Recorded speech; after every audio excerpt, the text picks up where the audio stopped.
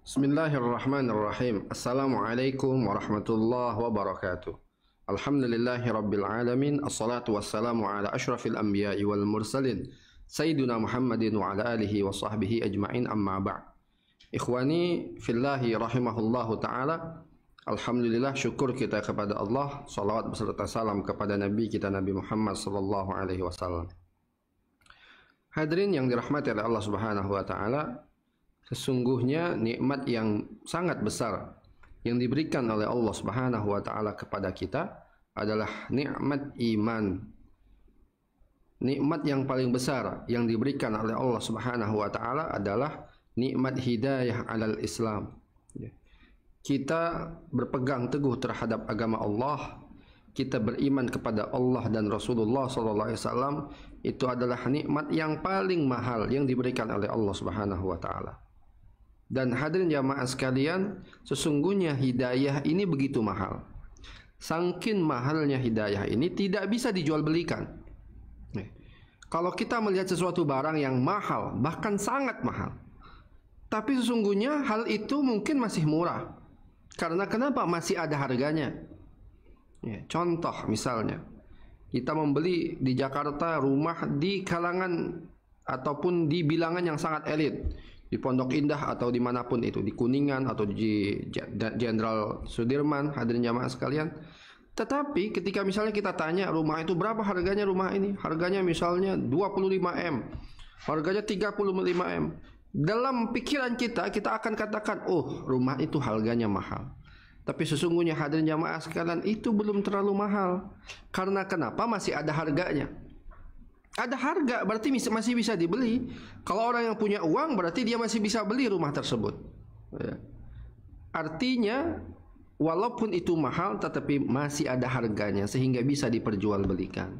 Tetapi hidayah itu mahal, hadirin jamaah sekalian. Saking mahalnya tidak bisa dijual beli. Kita tidak bisa jual hidayah yang diberikan oleh Allah Subhanahu wa taala agar orang lain mendapat hidayah, nggak bisa. Begitu juga hidayah ini saking mahalnya tidak bisa diwariskan. Kita orang yang soleh, belum tentu anak kita menjadi orang yang soleh. Bapak kita orang soleh, belum tentu kita anaknya menjadi orang yang soleh. Karena kenapa? Hidayah atau iman ini tidak bisa kita wariskan kepada anak cucu kita. Kalau kita tidak didik mereka, kalau kita tidak gembleng mereka di atas keimanan, di atas hidayah di dalam agama Allah Subhanahu wa taala, niscaya mereka akan jauh menyimpang daripada agama Allah Subhanahu wa taala. Makanya hadirin jamaah sekalian, kita bersyukur kepada Allah Subhanahu wa taala. Allah berikan kita hidayah alal Islam ini, hidayah di atas agama Islam ini, hadirin jamaah sekalian, tanpa kita harus mencari hidayah terlebih dahulu. Artinya dari lahir kita sudah dikenalkan oleh orang tua kita dengan agama Islam, dan bahkan kita bisa berpegang teguh terhadap agama Islam ini. Ini adalah nikmat yang sangat besar yang diberikan oleh Allah Subhanahu wa taala pada kita. Kita beriman kepada Rasulullah padahal kita belum pernah melihat Rasulullah. Kita beriman kepada Rasulullah padahal kita belum pernah melihat mukjizatnya Rasulullah. Kita beriman kepada Rasulullah padahal kita bukan keturunan daripada Rasulullah, bahkan bukan kaumnya Rasulullah. Berapa banyak hadirin jamaah sekalian, orang-orang yang melihat bertemu langsung dengan Rasulullah tapi tidak beriman dengan Rasulullah. Orang-orang yang melihat langsung mukjizat Rasul, tapi nggak mau beriman dengan Rasul. Orang-orang yang langsung mendengarkan Al-Quran dari mulut yang mulia Rasulullah SAW, bahkan terkadang mereka gemetar dengan bacaan Al-Quran dari Rasulullah SAW, tapi mereka tidak mau beriman kepada Rasulullah SAW. Tokoh-tokoh Quraisy, bahkan orang-orang di Madinah bertemu dengan Rasulullah, melihat mukjizat Rasulullah, hadirin jamaah sekalian, tetapi mereka menjadi orang-orang munafik, memusuhi Rasulullah. Dalam hatinya mengaku beriman, tetap dalam mulutnya mengaku beriman, tapi dalam hatinya malah jauh daripada keimanan tersebut. Artinya hidayah di atas agama Islam, hidayah di atas iman kepada Allah dan Rasulullah sallallahu alaihi wasallam itu sangat mahal harganya. Walaupun kita tidak pernah melihat Rasulullah, walaupun kita tidak pernah melihat mukjizatnya Rasulullah, tapi kita tetap beriman kepada Rasulullah sallallahu alaihi wasallam. Hadirin yang dirahmati Allah Subhanahu wa taala, ada sebuah kisah di zaman Rasulullah sallallahu alaihi wasallam ketika Rasulullah masih di Mekah Al-Mukarramah. Ada seseorang orang Quraisy, namanya adalah Kinanah bin Abdun, ya.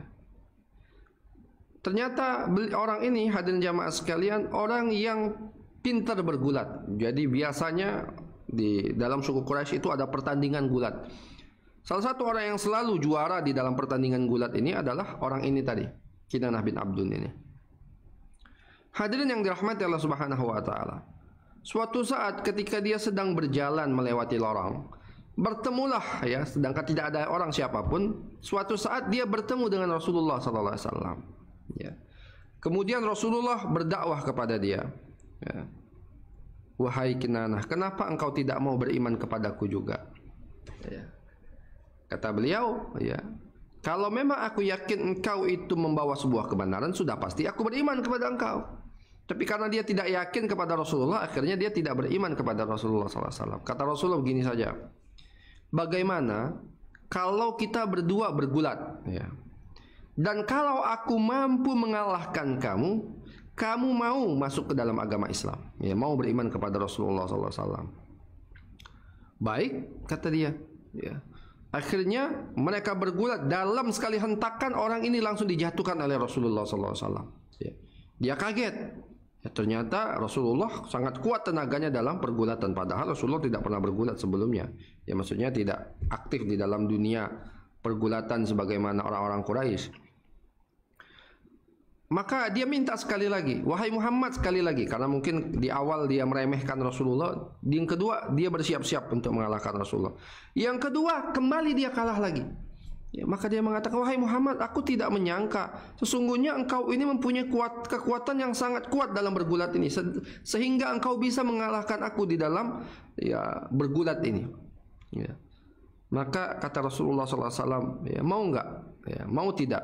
Aku akan memberikan satu lagi, ya, keajaiban yang lebih daripada ini. Dan kalau engkau melihat itu, mau tidak engkau beriman kepadaku, kata Rasulullah SAW.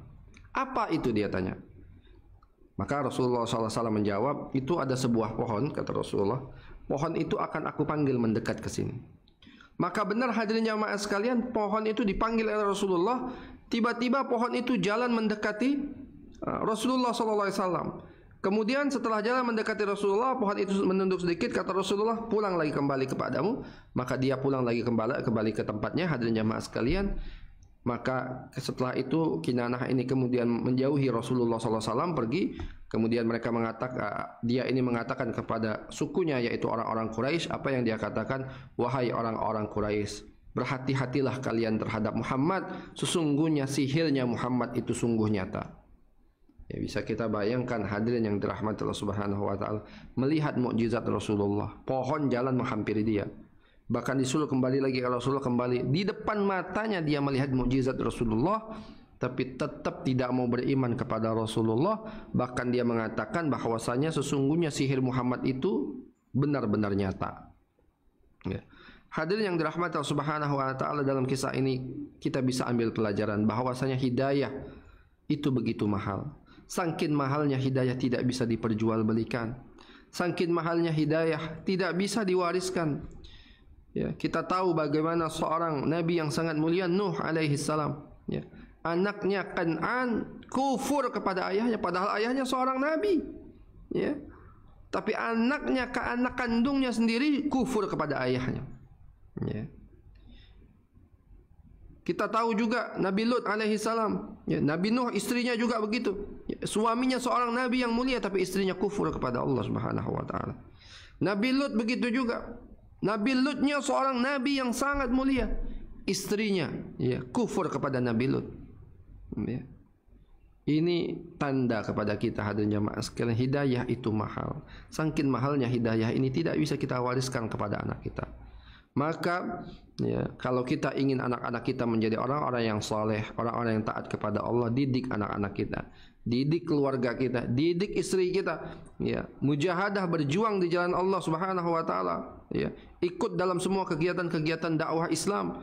Insyaallah kita berdoa kepada Allah, Allah jadikan keluarga kita, anak-anak kita, istri-istri kita menjadi keluarga yang soleh, solehah, taat kepada Allah, taat kepada Rasulullah sallallahu alaihi wasallam, berdiri di atas hidayah yang diberikan jalan oleh Allah Subhanahu wa taala, yaitu agama Islam ini. Ini saja dari saya, kurang lebihnya mohon maaf. Assalamualaikum warahmatullahi wabarakatuh.